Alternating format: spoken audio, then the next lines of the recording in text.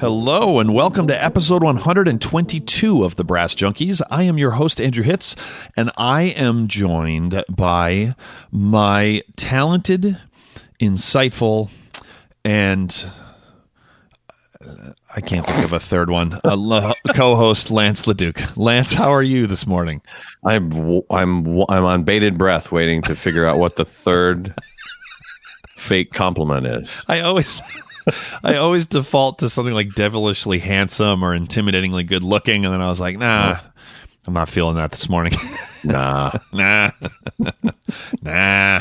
I can only lie so much in one sentence. We just had a wonderful conversation with horn player Shelagh Abate. Very cool. Yeah, you didn't know her beforehand, correct? I did not know her at all before. Yeah, she's awesome. Yeah. She's an incredible horn player, and she is she's funny and she's smart as hell. So yeah, good stuff. As you're going to hear, what did we call her? Shelagh Abate. Shelagh Abate, which you'll hear the story behind a very famous butchering of her name. And and so my son just walked downstairs and he just picked up his senior pictures, and he's a handsome devil. Now right there's a devilishly handsome. There you go. That does not look like the kid who I once shoved onto stage before a Boston Brass concert.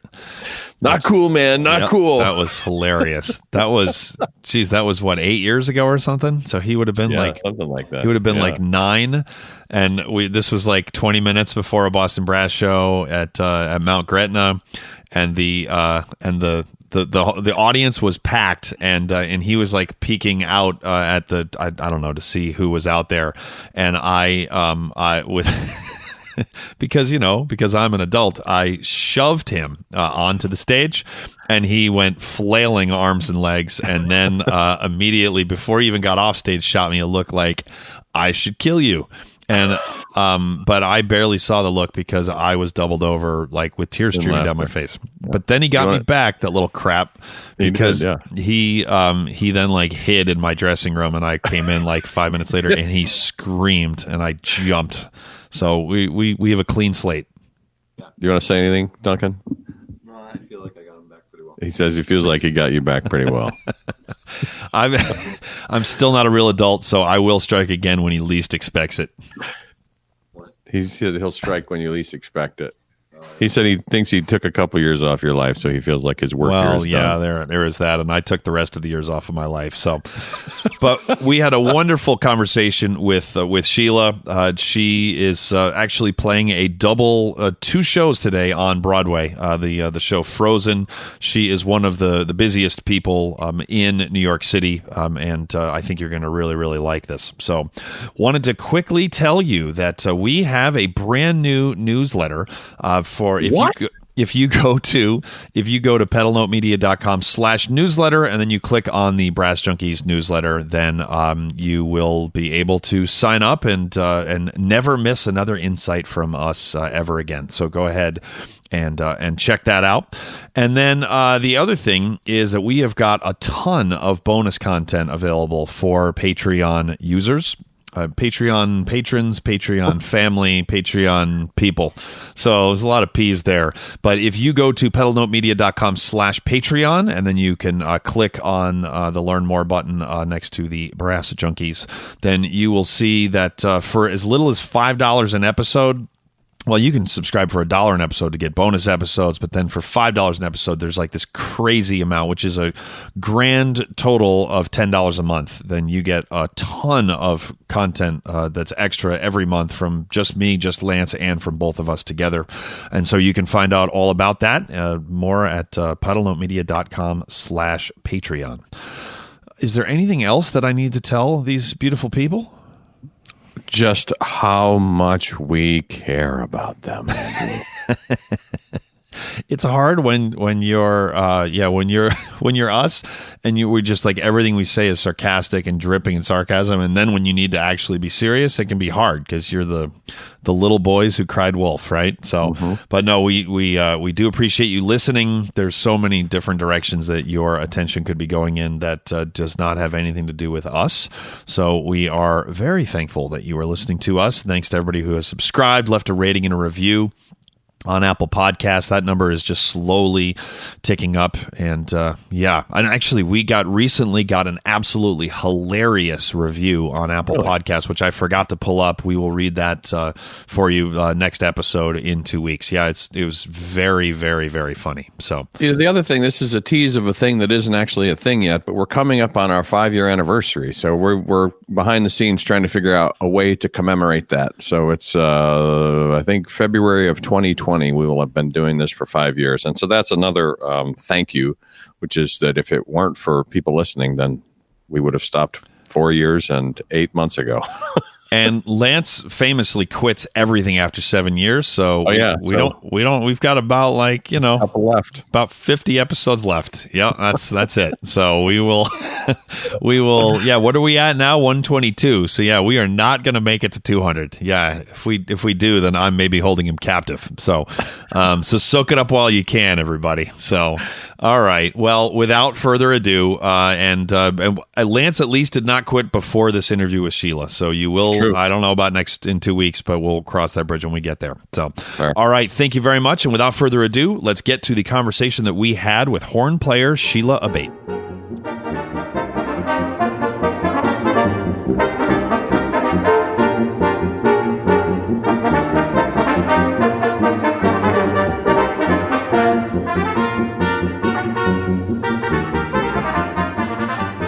And today on the Brass Junkies, we are joined by someone who has earned a place in the lexicon of New York City's busiest performers, and that is horn player Shelagh Abate.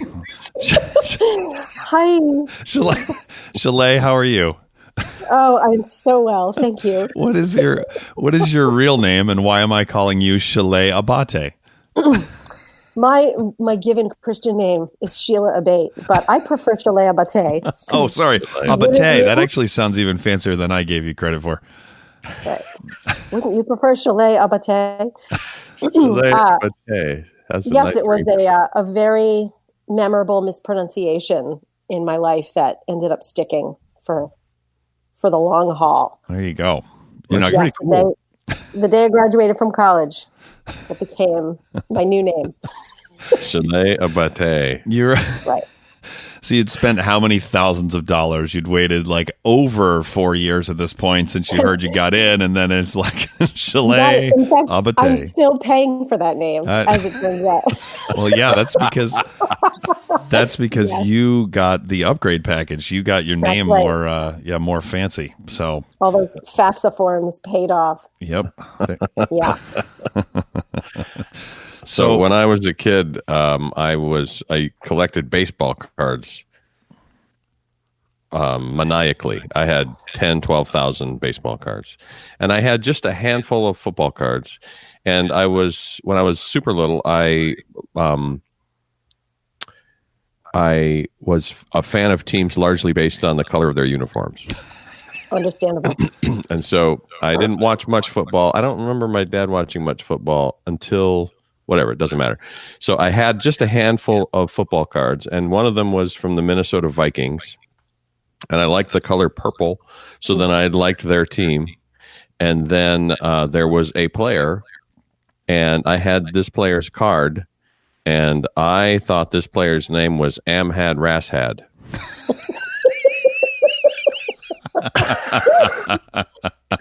Yep. And when I heard someone say Ahmad Rashad, I was like, doesn't ring a bell. And then I saw it, and I was like, oh, that's Ahmad Rasshad.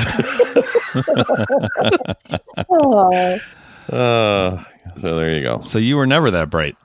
What? Did you collect baseball cards, Sheila? No. Okay, and that'll do it for another episode of. I was totally indifferent to baseball until I moved to Boston. Right. At which point you're just not allowed to be indifferent to baseball. Right. So you became a fan of the reigning World Series champion Boston Red Sox.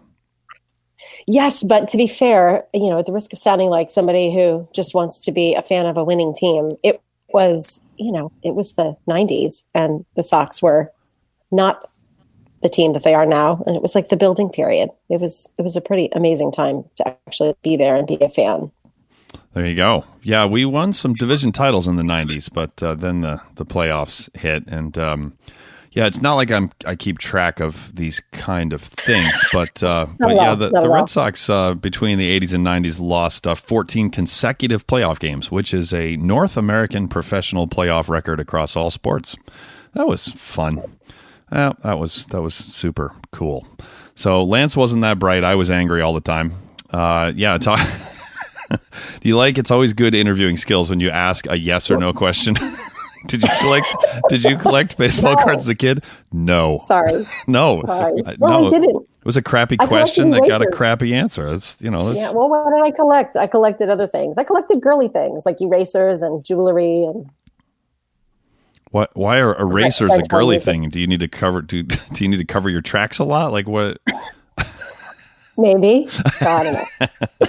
So, speaking of, we are actually going to talk about your. Speaking of erasers and jewelry. Yeah. Well, it's not going very well. I was going to say, speaking of her childhood, Lance LaDuke, guess who she went to high school with? Nipsey Russell. It was not Nipsey Russell, believe it or not. No, Andy Bove. Oh, really? Oh, there you go. I went to junior high with Andy Bove, junior high and high school. And you guys were like the same year and everything, right? Yep. Yeah. Yep. We played in bands together every day. Yeah. That's crazy. That is crazy. So back a long way. You know where the Bove bodies are buried. I like it. Yep. Some good alliteration there. So, all right, enough of this nonsense. So, actually, the new nonsense. A little bit more nonsense. I do love that your website is beautiful, and your bio, it does say her versatility and musical intuition has earned her a place in the lexicon of New York City's busiest performers.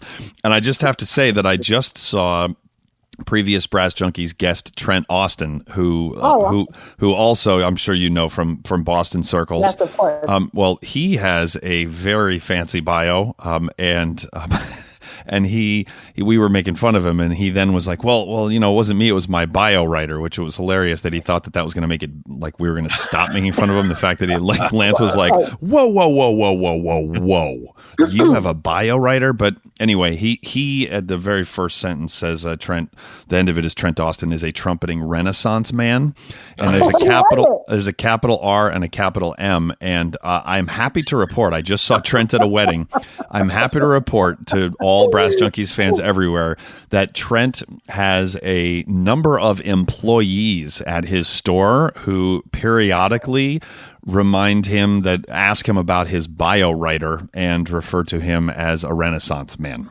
So that sounds like a superhero title. Yeah, he should be wearing tights and bells on his shoes. That's amazing. I just love the fact that we've got his employees. Like, he can literally just decide you're not going to pay rent with my money next month, and they're still going after him. So, which is they're doing the Lord's work there. So.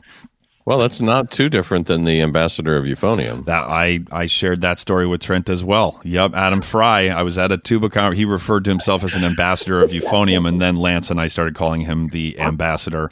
And a month later, I was at a tuba conference and standing with him in the hallway, and some college kid, I apologize, I don't remember who it was, came up to me and said Professor Hitz, and I said hello, and then he just nodded and said ambassador, and Adam went, oh God, and wow, and the kid amazing.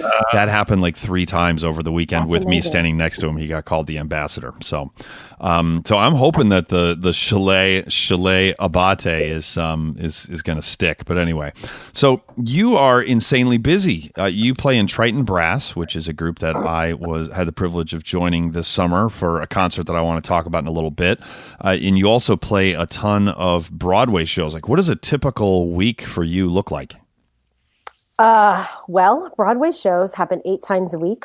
And so typically my schedule goes from Tuesday to Sunday. And depending upon the show, that schedule varies a little bit. Sometimes there are 2 shows on Wednesdays. Sometimes it's like a double weekend. So there's 2 shows Saturday, 2 shows Sunday. So it gets spread out for different shows differently. But right now I have a 5-show weekend, which is 2 Saturday and 2 Sunday. So I've got 2 shows today, and it's going to be awesome. And what show? I love how I'm gonna muscle everything's wonderful. I'm great. It is. It's great.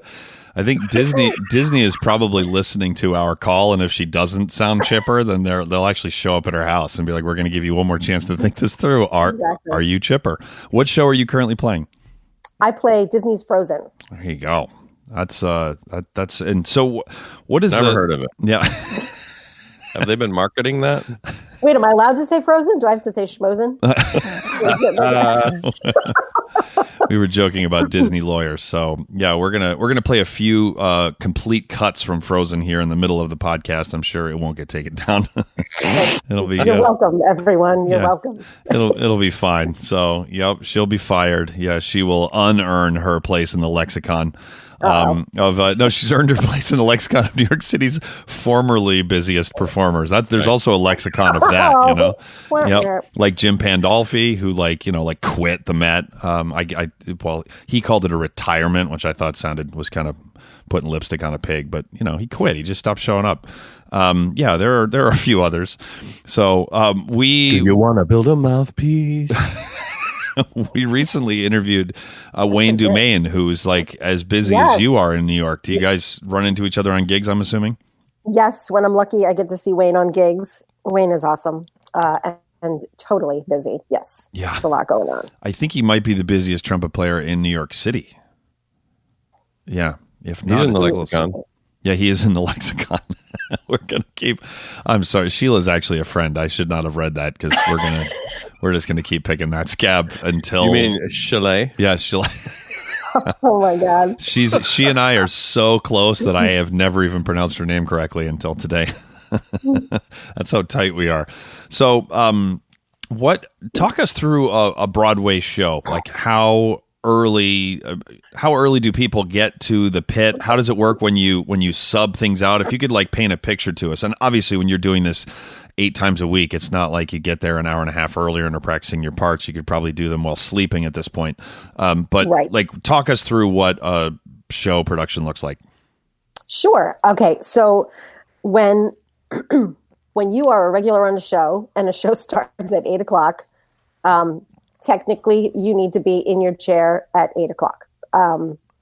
People get there earlier, obviously. People's commutes take different lengths of time, and it's better for everyone if no one's worried that you're not going to show up. So people get there between 7:30 and 8:00, around half hour. I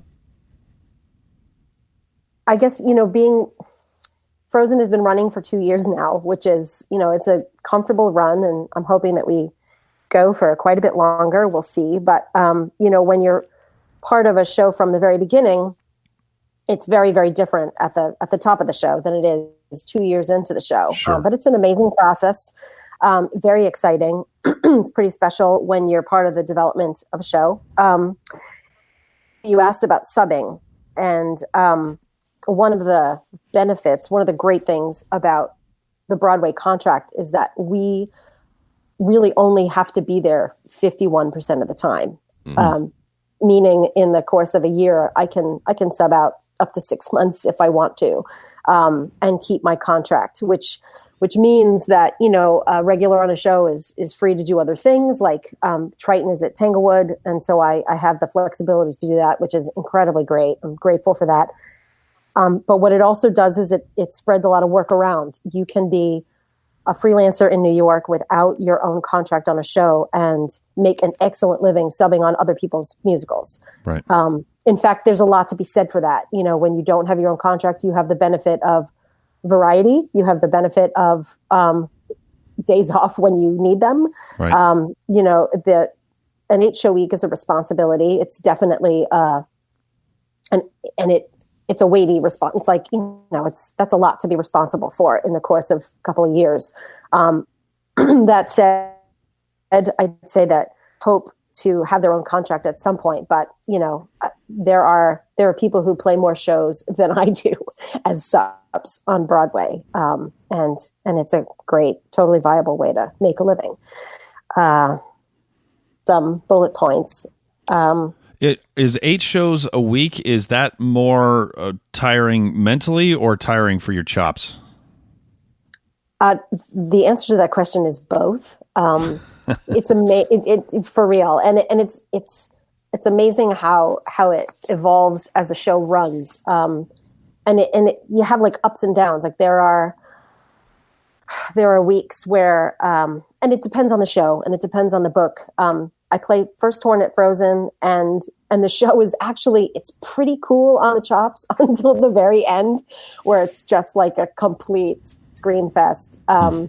And that adds up over the course of an 8-show week, to the point where I rarely do 8-show weeks. Right. The magic number is somewhere between 5 and 6. And that keeps subs busy and it keeps me sane. But yeah, it's a mental burden also. I don't think that humans are really wired to play the same exact thing 8 times a week. So it's challenging to do that. But as I said, like sometimes you go in and you're not even thinking about it, and it's easy and it's fun and it's cool. But, depending upon what else you have going on in your life, or if you had a bad morning or whatever, sometimes, it's hard to get through a show mentally. So you just got to keep your head together. And when you're in a really bad mood and, you're not feeling good, it might be best to sub out. How big of a you don't pool sound of, sorry. How big of a pool of subs do you draw from? Sorry. Sorry, not sorry. Well, there are 2 horns at Frozen. And so we've got 12. We've got about 12 active subs right now. And I think that's a good number, somewhere between 10 and 15. So somewhere between 5 and 7 per chair. So yeah, I'm giving you like vague non-answers, but sure. No, ballpark is totally fine. It fluctuates because what will happen is over the course of like 6-8 months, 3 of my subs will get their own show, so they'll become like dormant subs, and so they won't be available. But because Frozen has been around for a little while and it a little longer than some other runs, those other subs will come back. It's like a Disney horn sleeper cell. Like a moth to the flame, they come back. So how does one get on the sub list? You have to play horn. Yep. It's a slow process to sort of work your way in from the ground up. And we kind of, all of us started this way. I started this way. You meet someone and you meet many someones. You become you try and meet as many people that play your instrument as you can. And over time, because of weather, I mean, you end up being an emergency call, as when you didn't really ask how you start from the ground up, but that's where I was going. So I'm glad you're there. Yeah. Yeah. I mean, like I first moved to New York in like 2005, and I got an apartment in Midtown on 54th and 9th, as close as possible to the theater district, because being that close is a major advantage for subbing. So some of my very earliest, opportunities and breaks were, when somebody was stuck on Metro North because of a blizzard and couldn't get to Phantom, or, things like last minute things happen. And when it's 6:30, if it's anytime past 6:30, it's like the red zone. It's like, oh no, I got to get somebody who's close, who's going to be able to show up. And, if you're that person, you get worked into the mix that way, and it snowballs from there. And so that's how you start as a sub. And over time, as I said, you can just continue subbing. And then other opportunities come up where conductors, you develop relationships with contractors and conductors, and show opportunities may come up and you get thrown into the mix, and it's like a snowball thing. Well, I think web, metaphor you like better. For Frozen and the Blizzard. I think there's a lot of listeners who would be interested to stay here. So I'd like to change the subject. No, I'd like to ask you. Screw the listeners. I'm just here to entertain myself. A point. Am had, Ras had. So part of it is meeting so part of it is networking, part of it is proximity, and then undoubtedly part of it is chops. Being a badass. So how do you establish, so you meet these people, but then how is it that you meet you, and then how do I establish I'm an aspiring player? How do I let you know what kind of a player I am? How does that work?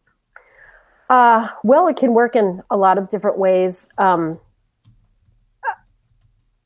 the past, I have contacted really well-established freelance players and asked them for lessons. I've played for a lot of horn players, and I did when I first moved, just mostly because I didn't go to school in New York. So when I moved here, I didn't know anybody. I mean, literally. And that's ironic because I grew up in the suburbs of Manhattan. I grew up on Long Island.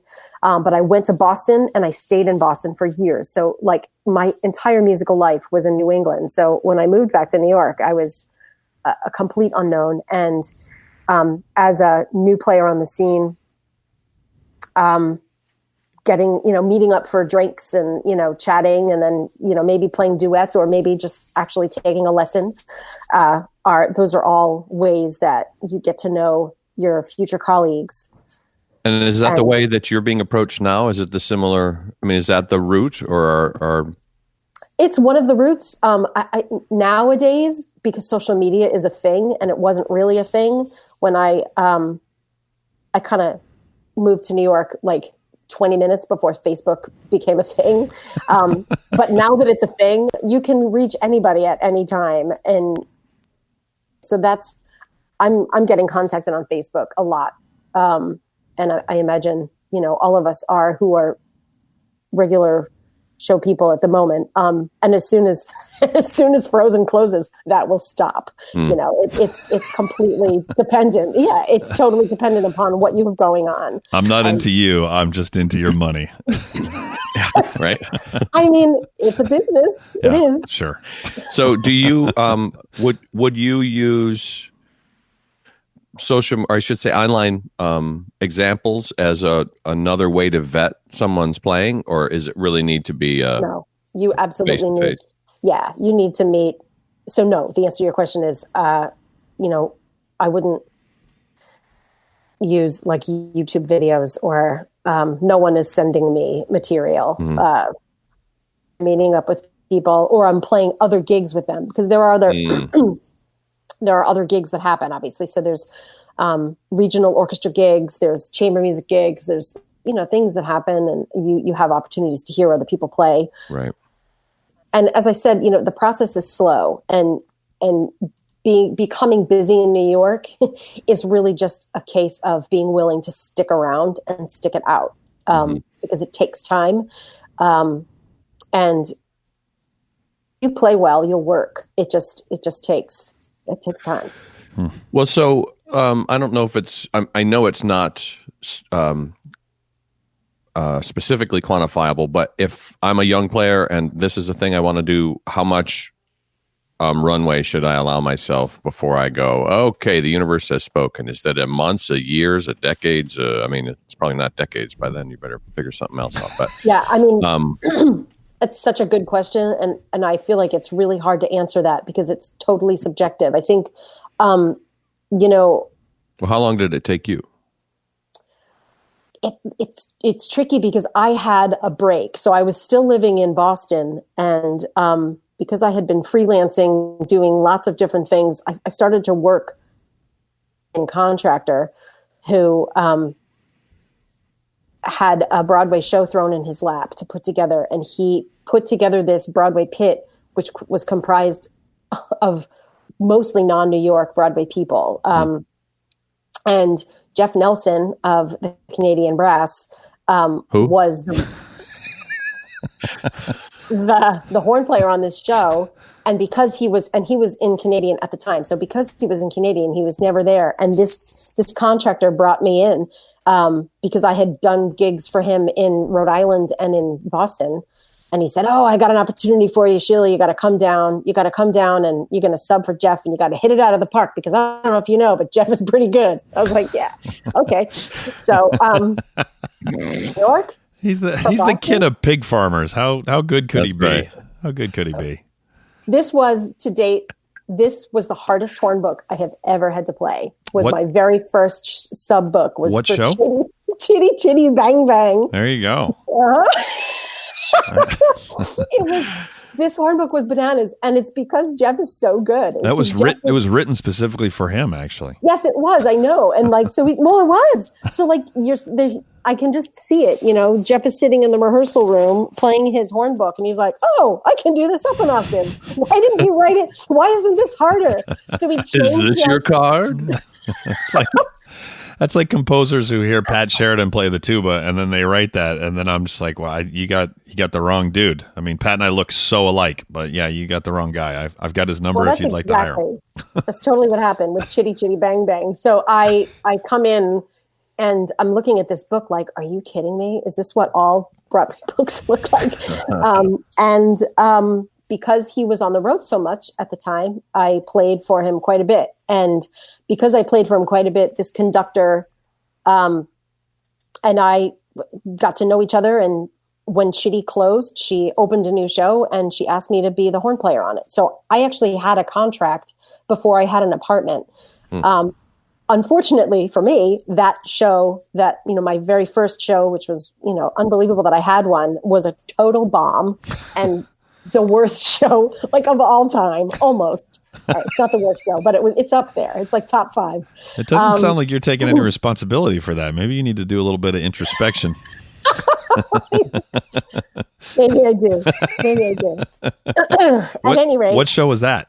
That was called The Woman in White. I love that. Lance saw all 12 shows of the run. Yep. He was there for the whole week and a half. It didn't last much more than 12 shows. It blows my mind how short a short Broadway run is. I mean, that's one thing that Broadway is good at is when they decide that they do not have an economically viable show, they are just ruthless. They just cut it. It's done. Like they don't give it a month. They don't give it another week. It's done. It's crazy. They're so expensive to run. So if they're not making any money, it's already been a financial hemorrhage for everyone who's putting it together. Right. And so that is absolutely true. Wow. So, and I'm sort of exaggerating. I mean, The Woman in White ran for 6 months, I think, and that includes the preview period, but it wasn't very long. But it was enough to sort of get me, on the right track. So that is a very long answer to your very short question. Lance. Sorry. No, it's good. I'm going to guess it's a few years. I'm going to guess that you're hoping that it grows over a period of a few years and there can be fits and starts and that something might just happen and you might just meet the right person. So let me stay with that for one more line of questioning. And that is the people that from a personality perspective or an interpersonal perspective, what are the do's or don'ts or the commonalities for the most successful? They don't have to be the necessarily. I mean, you have to play above a certain level, certainly. But if you have players of all generally equal level or above, then in terms of the interpersonal stuff, what stands out in either direction? You have to be nice. You have to be nice. If you're not nice, you won't work. And because everyone in New York plays, just as you say, up at a certain level, and that level is really high, and that's everybody. And if you're not pleasant, if you're not easy to be around, if you're not helpful, and you don't have to be hilarious, you don't have to be the kindest person, but you have to be nice. And if people don't want to see you, then there are other people to call. So it ends up being like a little bit of a personality contest, but that's not a bad thing because, how bad is it to be nice? Well, and you're going to sit there with someone for sure. And, let's face it, in a show situation, when you have something that's running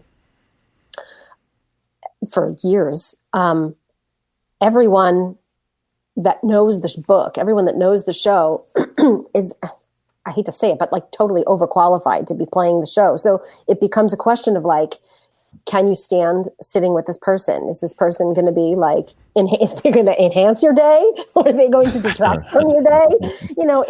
It comes down to that. And there are also, there are challenges that are not musical, that, the curveballs that are thrown at you. And if you are who can handle a certain level of that, that's I'm being super vague, and I don't mean to be cryptic, but I'm sure you know what I mean. Just generally speaking, if you can roll with some personality things, then you're going to work more than somebody who can't roll with personality things.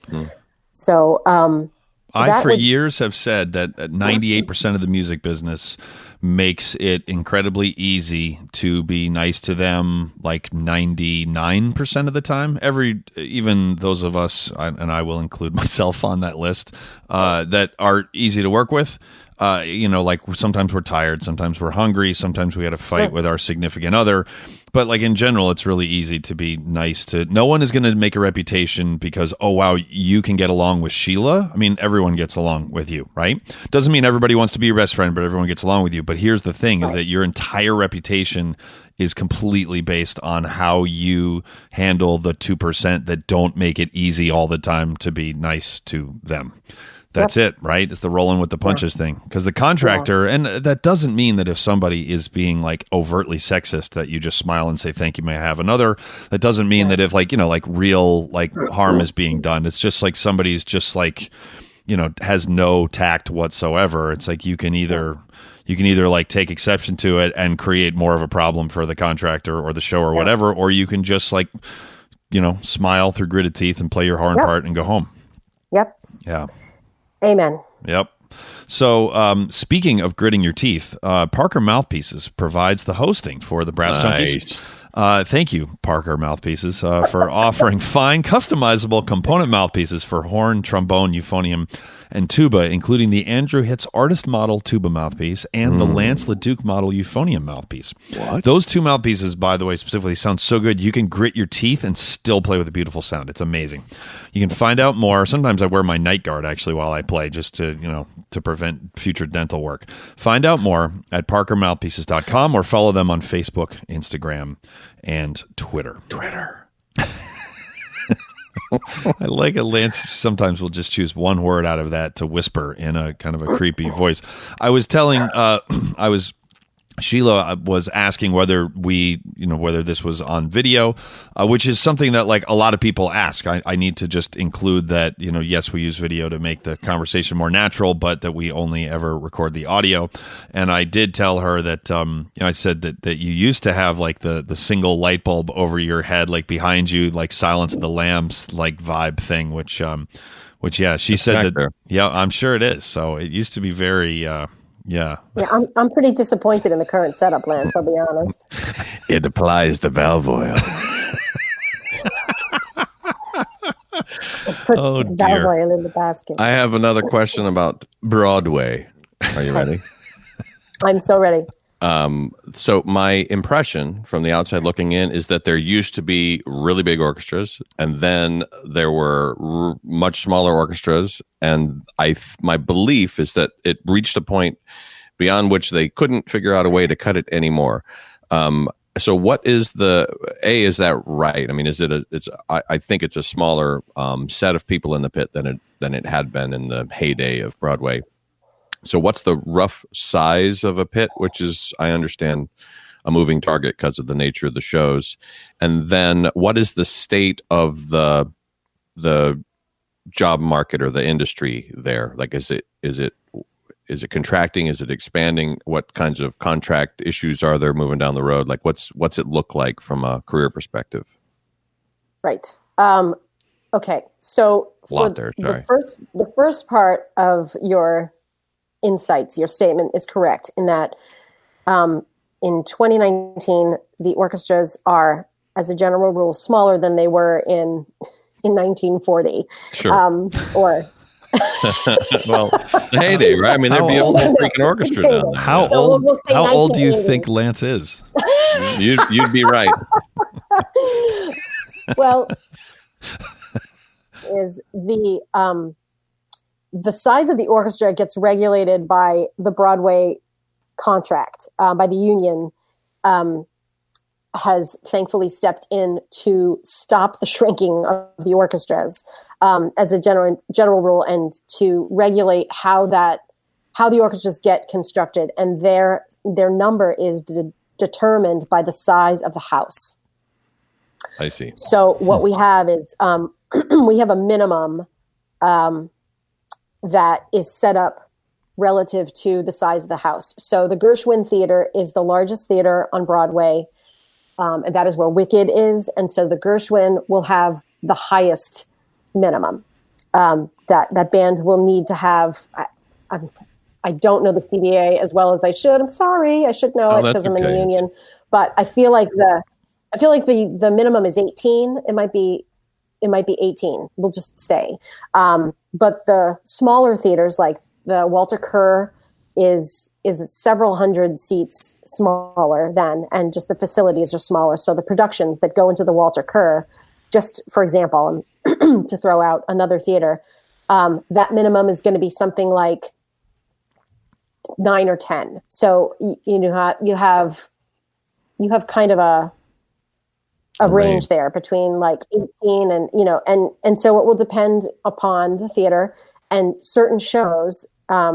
Different shows have different scopes. So something like Frozen wants actually Frozen's in a pretty small theater. The St. James is definitely not one of the larger theaters. But the minimum for a show like Frozen, I want to say it might be 14, but we have a 22-piece band. So right. I'm sort of answering your question and not answering. No, that's exactly right. So in other words, there's a minimum based on the size of the theater, and then there's a minimum based on the scope of the production. Yeah, I mean, and as a general rule, trust me, producers want to employ as few people as they can. Sure. Producers want that to be cheaper. Not that it's not like we're so expensive. I mean, the musicians end up being like the cheapest part of the whole production overall, but whatever. That's another podcast. But yeah, I think actors involved, like, if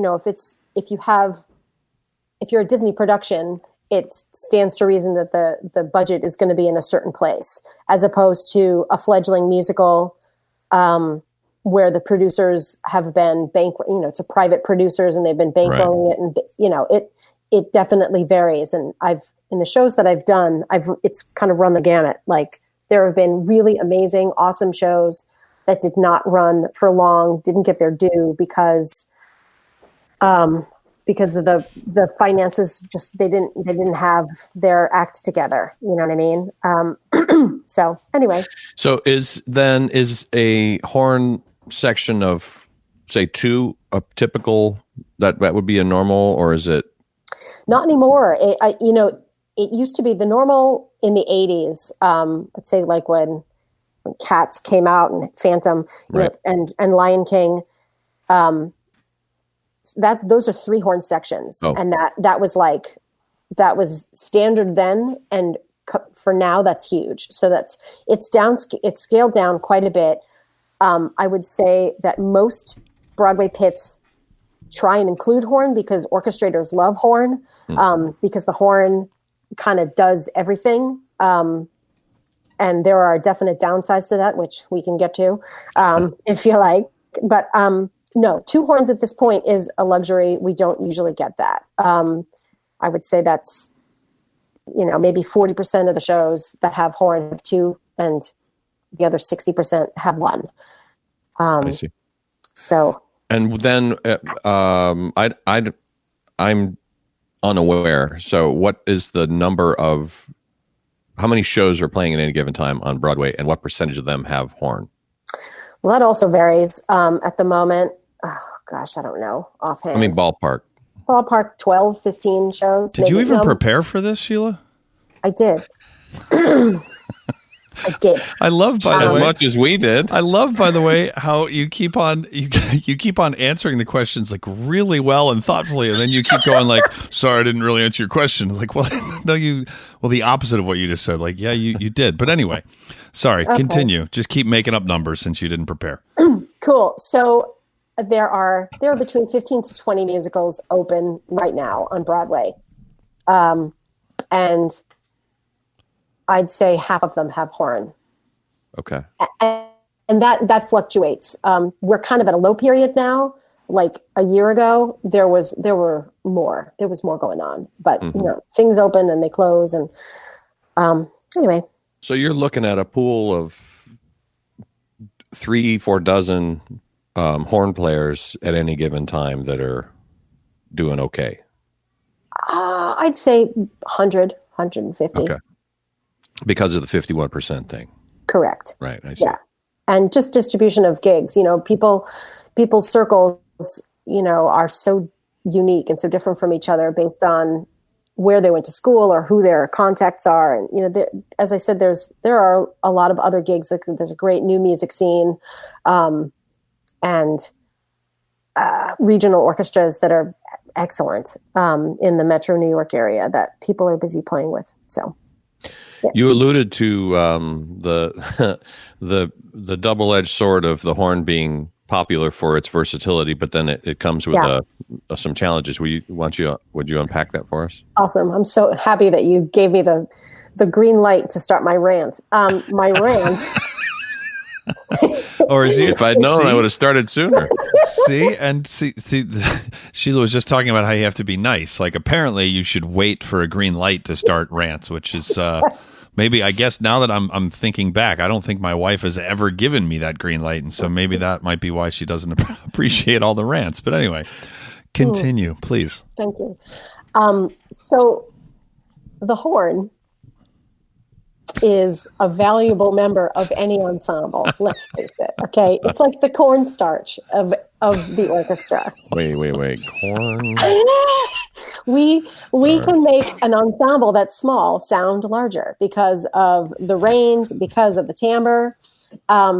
We play with complaining, the clams. Totally inaccuracy. It's like you gotta have somebody to blame.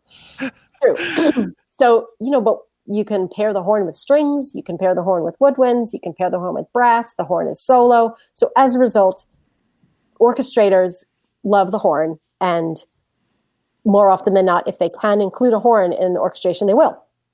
And what that means is, hooray, there's a horn book on whatever show that opens. But the problem that comes along with that is that the horn parts are increasingly more demanding. We play every bar of the entire musical. And it ends up being, I think the books nowadays are much more individually taxing than they were 10 years ago. I mean, easily. And in many ways that's like, it's great because we're being used and, people appreciate what we're doing. On the other hand, in the context of an 8-show week or a year's run, that's a lot of playing. So what recourse do you have? Like what I mean, complaining of if it becomes an arms race, then it's, is there a situation where you feel like, I better keep my mouth shut and just suck it up and deal with it because they'll just find somebody else? Or how do you red wire, green wire it to you say, what, this is too much. This is abusive. Well, what's interesting is that it's also hard to tell. At least it has been for me. It's as I'm getting older and I've done more shows, I guess you figure it out. But it's taken me a few years to suss out, at the beginning of the run, in the first rehearsal week, you have all this stuff to play, all these awesome lines and it's exciting. And you're like, oh my God, this part is baller. I love it. This is going to be such a fun show. And then talk to me like 8 months later. And I'm like, oh my God, popping the Advil. And, so it takes some time or at least it took me time to figure out, what ends up being taxing in the long run and what ends up, what material ends up being less necessary. But your question about keeping your mouth shut or not is really smart, because what I have found is that orchestrators are, at least the orchestrators that I've been lucky enough to work with and meet, are great people who are just genuinely interested in what you have to say. And there have been times where I have approached them in a rehearsal period saying, is there somebody else who can do this? Does this have to be a horn part? Why don't we give these whole notes to, the clarinet or the second keyboard? And those kinds of collaborations are, they make things exciting, and you can have a hand in your own part. On the other hand, I think, as you play a show for a while, you sort of figure out what needs to be heard and what doesn't need to be heard. And you can either lay off or back off, or you can just tacit something that seems really unnecessary. We let the dog out. Boy, it sounded like my family was like moving out upstairs. That's why I had to go up to see. It sounded like someone was moving a couch across the floor, and now my dog is angry. Yeah, good. This is when I wish we could show the video, which was the gradual progression of Andrew's agitation. Thank you. That's the perfect word for it. So, hey, let's take a moment to talk about the Mary Papert School of Music at Duquesne University and thank them for their sponsorship of this show. And so if you are a budding brass player, and either for the undergraduate or the master's level, you can look into the brass program at Duquesne by clicking on the link in the show notes below, where you will be taken to a page created specifically for fans of the Brass Junkies. So please do that. And special thanks to Jim Cornstarch Nova for making that possible. He's the cornstarch of that faculty. He holds everything together. He's a binding agent. And he's tasteless. Pretty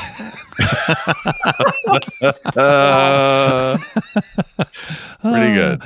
All right. So enough about Broadway. We're almost out of time here, and you've done so much other stuff. And that was all super fascinating, by the way. That was exactly what I was looking for, just because a lot of us don't really understand how that enormous mechanism works. So I found that very enlightening. Well, let's talk about Triton Brass first of all. That is a brass quintet that you are a founding member of and still are doing a lot of really great, important work with. So talk to us about Triton.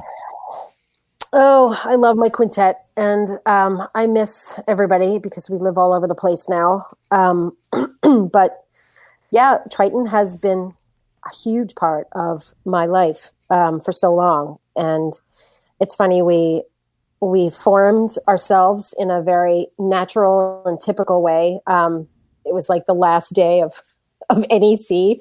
I went to NEC with Steve Banzert and Joby Wilson, and the three of us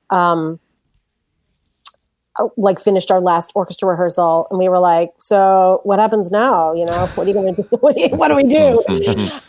And we just talked about getting together and putting a reading group together, and we did. And, the Triton Brass is still a thing and still thriving.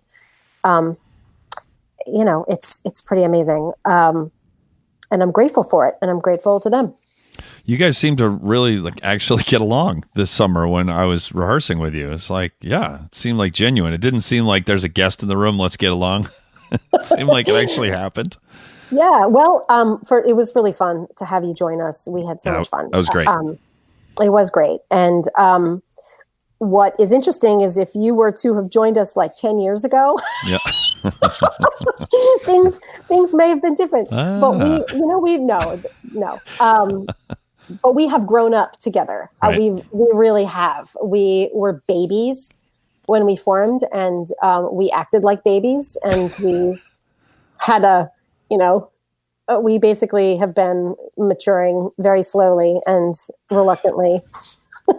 And we do like each other. We have been through a lot of life. We have perspective on a lot of things. And, when you've been, we're almost at year 20, which is totally unbelievable to me. That's awesome. But, we've had babies, we've had house fires, we've had deaths, we've had divorces, weddings, forget music. We've been through a lot of stuff. And we have, I think, come to really appreciate each other. That hopefully all wasn't the same person. Hopefully that was spread around. Yeah, I would never out my people. Right. It was really fun getting to teach. And this was at the Boston University Tanglewood Institute, where you guys are on the faculty every summer, which gives you a chance to be together and to teach and to perform. And it was great. And the concert that I performed with you on was in memory of Sam Palafian. Can you talk about that event? Yes. We were excited to honor Sam in whatever way that we could. Having worked with him, Triton was on faculty for many years for the ABQ seminar, the Atlantic Brass Quintet. And it was at the ABQ seminar that we worked with Sam for several summers whenever he was able to come and join us. And, I know I'm echoing just what all of us are saying, where it's hard to believe that he's gone, and it's impossible to articulate really what he's given us. And we felt strongly about honoring him and doing what we can to continue Sam's great work. And that was a very special concert. And in the future, when we continue to be at Tanglewood, we will continue to carry the torch, basically. Yeah, good stuff. Yeah, just past the 6-month mark of him being gone, which kind of snuck up on me a little bit. Yeah. But yeah, it was great. It was, and you guys do really great work there at Tanglewood, which is kind of keeping the legacy of the Atlantic Seminar and the Empire Brass Seminar and all of those things going, which is important. So thank you. All right. Well, you also we got to hit this briefly because we got to get out of here. But you have played with Sting, you've played with the Who, Tony Bennett, Barry Manilow, Joni Mitchell, some guy named Trey Anastasio, Brian Wilson. I kind of, yeah. I stalk him a lot. So yeah. When did you play with Trey? It was a really long time ago. And it was before I moved to New York. I would say it was, when did he do those solo albums? Like, you would probably know, 2001, 2002. He did, I think it's a self-titled album. This was the Vermont stuff. Yes. You go. And it was recorded at the Barn. Right. And he used Vermont Symphony musicians. Lucky me, they didn't want to record it in New York.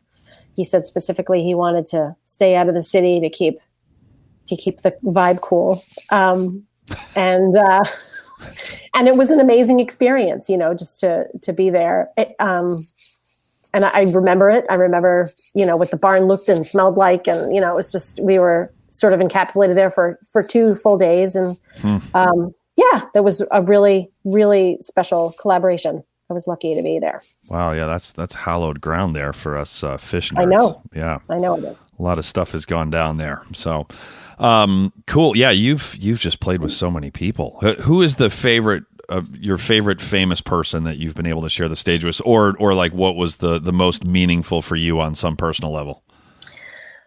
Other than appearing on this podcast. Oh, well, to be sure, it goes without saying. Yes. But today, notwithstanding, I would say, a lot of them had really amazing things about it. So Barry Manilow I met my husband on a Barry Manilow gig. And so one of, that makes that special. And performing with artists that, I've been listening to since I was a child, like before I played the horn, is sort of amazing. It's like, it was a little bit mind blowing where, I have to continue to remind myself to be professional, like being in the same room with Sting. It was literally, it was a Carols for the Cure, benefit gig. I didn't even get paid to sit in a room with Sting, but who cares? He was. There are some people who pay a lot of money to be in the same room as Sting. So if you at least broke even, then you're still doing pretty well. I know, but I volunteered to do this thing and to show up for a session, and they didn't tell me who the collaborator was. They said, "Oh, we need a horn for this session at 9." It was like 9 o'clock on a Sunday morning, and who would make you do a thing at 9 o'clock on a Sunday morning? I think that maybe it was the last time I had to do something at 9 a.m. on a Sunday. But anyway, and you're getting paid the same amount this morning as you did that day. Right. Thanks. But yeah, there he was, and he was kind and nice, and he was so handsome. Anyway, it was great. And this is exactly how she's going to be talking about this interview in 10 years, Lance. Yeah. Yeah. Right. And they were just so handsome. Now, there you go. Well, that's pretty cool that you didn't even know who it was going to be. Yeah, they were all highlights. Yeah. No. Wow. I found out right before I walked in the door, and anyway, it was cool. A lot, all of those concerts and collaborations were amazing in their own ways. Right. So speaking of handsome, I know that our good friend Jens Lindemann. And actually, on a serious note, and I know I'm smiling. It's just I'm smiling because we're still going to make fun of his imaginary child problems, because I think he would worry if we stopped. But he actually legitimately got really hurt this week. He fractured his shoulder or something, I think, or elbow or something bad. And so he's legitimately hurt. But we're horrible human beings, and he's a dear friend, and I think he would get worried, and his wife Jennifer would get worried if we suddenly started being nice to him just because he got hurt. And he actually has this gadget because he's got a really big concert with the Dallas Winds that he and Ryan Anthony and Jose Sabaha, our former colleague, are all soloing together. And I guess soloing together would make it a trio. But anyway, actually trumpet players can solo together because they all solo all the time. They always Yep, solo they're together, always yeah. soloing, no matter how many people are on the there. stage or whether they're playing the melody or not. Except for your husband. He's a beautiful man, and he doesn't have any trumpet-like qualities. Actually, who is your husband? You didn't mention that. I'm married to a trumpet player named Tony Cadlick. And you're right. He is pretty much the anti-trumpet player on a personality level. And he is a complete and utter badass who could completely get away with being a total pain in the ass, and he doesn't. So yep. It's true. Yeah, he doesn't fit my my stereotype of a trumpet player. So I just discard him, because it's easier to count. Yeah, he's he's the exception that proves the rule, which. Yep. Sometimes doesn't even make any sense, but if you just say it, it's just that evidence that completely refutes my point, I'm just ignoring it because it proves my point. Wait, what? Yep. Say that again slowly. So Jens is legitimately hurt, but he got this brace that he's now got his trumpet being held up for him, and he's going to play the gig. So, but let's ignore the fact that he's probably on pain medication right now and dealing with one of the biggest personal hurdles of his life and his career, and let's make fun of him. So Jens, as you know, has been undergoing chop problems for a very long time. And I'm wondering if you could possibly offer. You play 8 shows a week where you're just beating the crap out of your face, and everybody that gets to go to New York City and go to Frozen really doesn't ask the ticket agent is this going to be the 7th or 8th show that the principal horn is playing? Only horn is playing.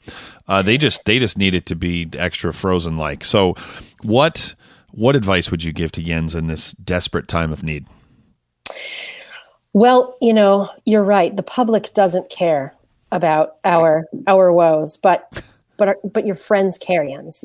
Reach out to your friends. We're here for you. Be strong. Drink plenty of water, and in the long run, everything is going to be okay. But in the meantime, reach out. Reach out. Oh man, that's some hippy dippy, right? Yeah.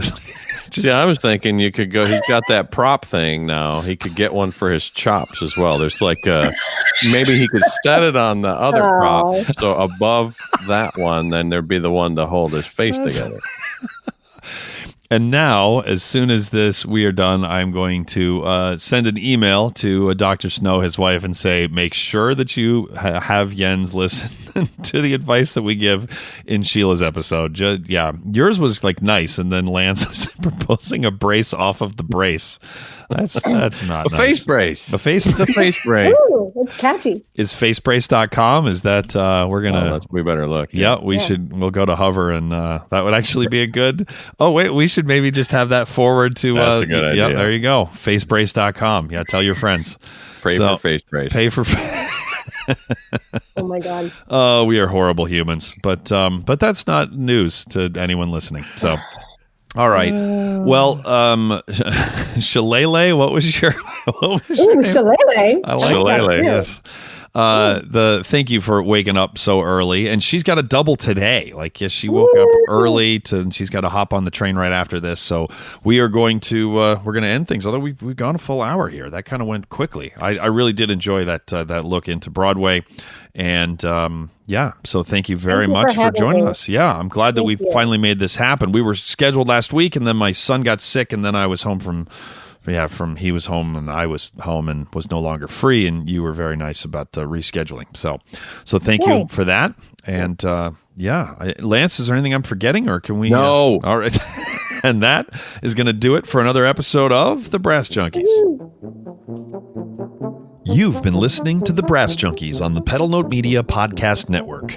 If you would like to hear the bonus episode featuring today's guest, please visit patreon.com/thebrassjunkies to learn how you can support the show and instantly access all bonus materials, as well as gain access to a special patron-only Facebook group. The Brass Junkies is produced by the amazing, wonderful, and truly inspirational Will Houchin. The theme music was composed by Fernando Dados and performed by Andrew Hitz and Lance LaDuke. We are at Pray for Jens on Twitter and Instagram, and have a Facebook page at facebook.com/prayforjens. You can find out more about the Brass Junkies and all the other Pedal Note Media podcasts at pedalnotemedia.com. This has been a presentation of the Pedal Note Media Podcast Network.